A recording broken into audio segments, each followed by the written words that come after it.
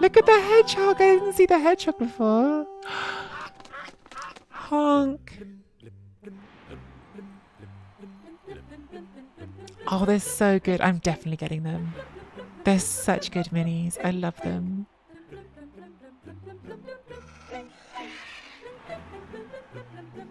Oh, I love her. I definitely love the fishing guy, Rodney. Obviously, I love the goose. And the fox.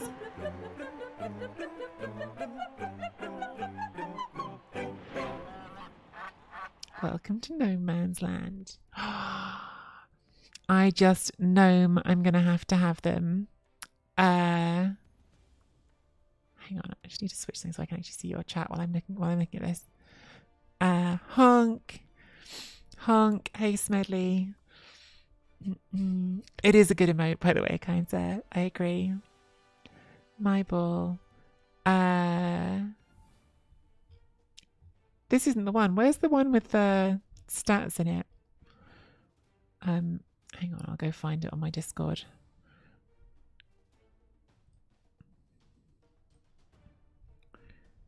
Because I did post it on the Discord.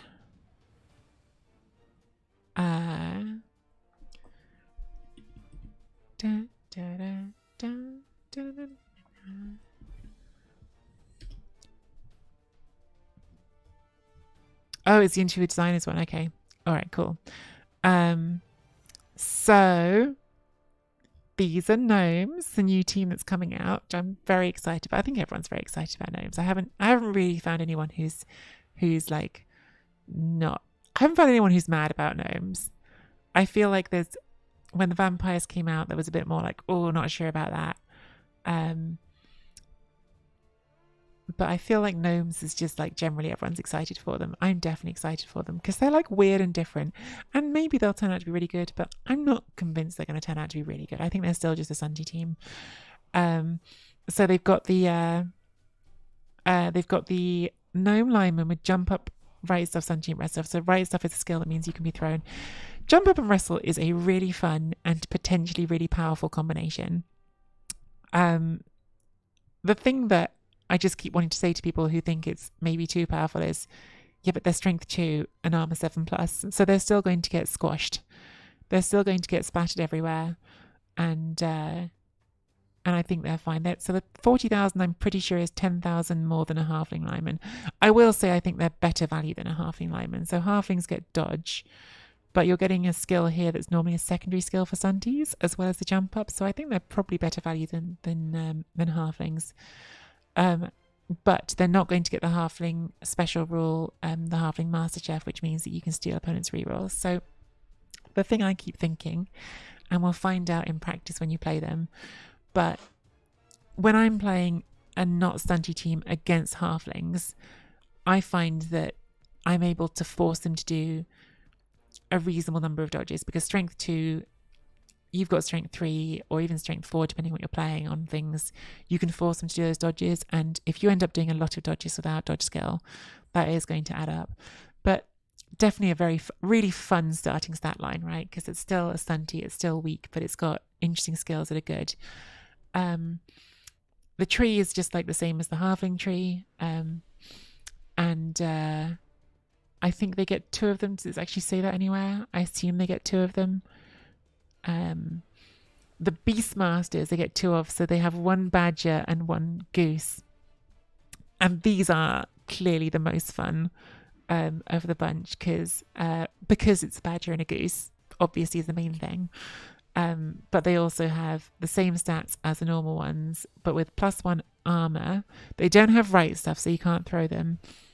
+1 armor, and they get guard, which is, as they sort of have said on all the fluff, the only piece in the entire game that starts with guard skill, which I think is really interesting, by the way, right? Because I think that if you ask anyone what the best skill in Blood Bowl is, everyone will say block.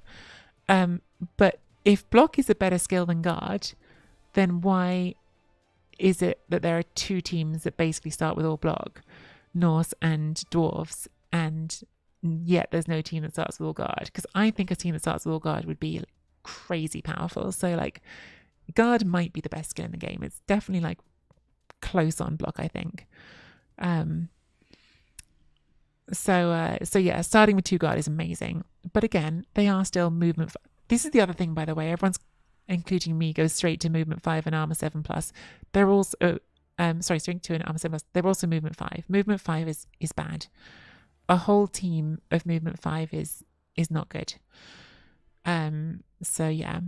Now they do have one piece that isn't movement 5, which we'll get to in a second, but let's do the rest of this first. So the illusionist is the one that is going to cause the most chaos. So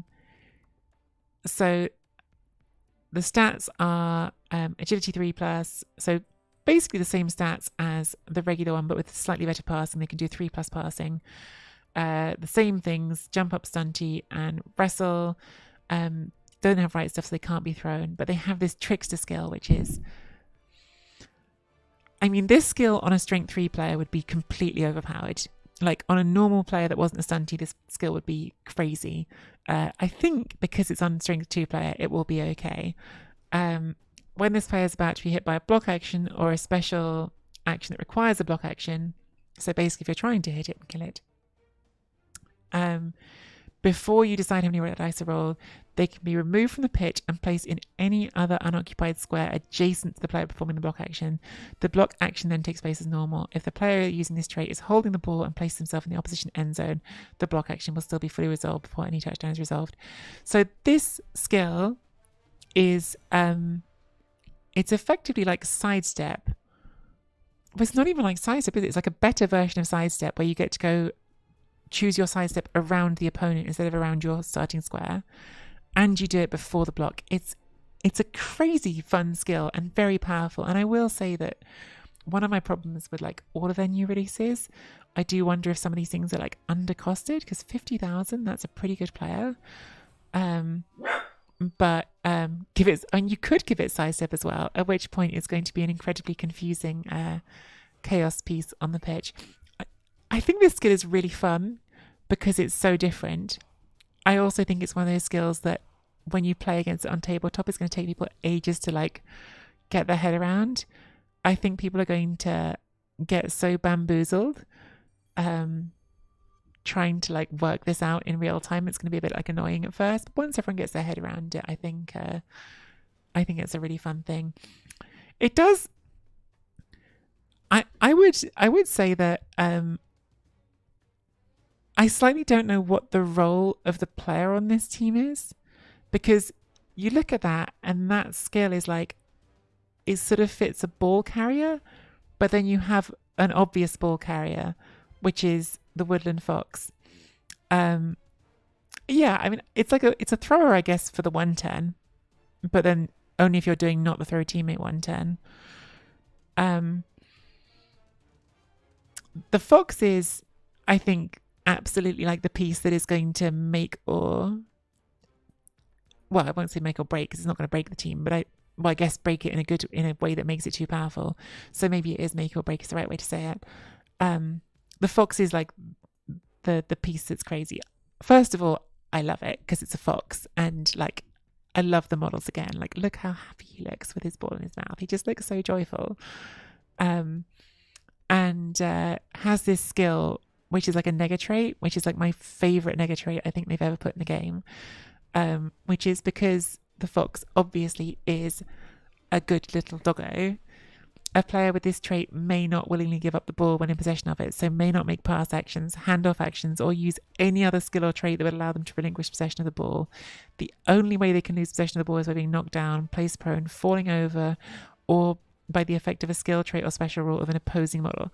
So once you give the ball to that fox, it's not letting go of it, which is just perfect because that's exactly what my dog does with his toys, and I'm sure that's why they've done it. It's such a fun thematic rule because like that's just the fox has the ball and it's not sharing. It's definitely a nega trait, J-Lev. Of course it's a nega trait. I'm not saying it's like a huge nega trait, but it's a nega trait. You've taken away one of the options it would have normally. There might be some situations where you're trying to move the ball quickly down the pitch where you'd want to hand the ball off. Like, of course it's a nega trait. Yes, it does infect JLev sometimes. Banger. Banger coach JLev doesn't know about handoffs and passes. I